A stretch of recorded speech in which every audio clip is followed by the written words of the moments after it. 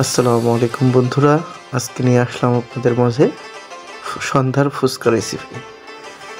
প্রথমেই আমরা ডিমগুলো সেদ্ধ করে নিলাম। এদিকে ফুচকা ভাজা হচ্ছিল। ফুচকা ভেজে ভেজে ডিমের মতো করে বড় বড় করে এখানে রেখে দিলাম। ফুচকাগুলো লাল লাল করে ভাজা হয়েছে। এদিকে টক রেডি করা হচ্ছে, সাথে আমরা একটু মিষ্টি টক রেডি করেছি। চিলি ফ্লেক্স দিয়ে টকটা বানালাম। আলু, ডাল এগুলো সেদ্ধ করে শুকনো মরিচের সাথে আলুটা ভর্তা করে নিলাম সুন্দর করে। আলুর ভিতরে শুকনো মরিচ একটু কমই দিয়েছি যেহেতু বাচ্চারা খাবে।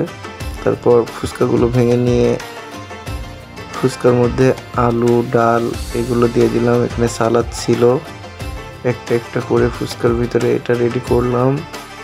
তারপর সবগুলো ফুচকা এভাবে বানানোর পরে উপরে সালাদ এবং ডিম দিয়ে ফুচকাটা সম্পূর্ণ রেডি করলাম এবং পরিবেশনের জন্য রেডি করলাম। এখানে আপনারা দেখছেন টক এবং ফুচকা আলাদা আলাদাভাবে রেডি করা হয়েছে। খেতে অনেক মজাদার হয়েছে।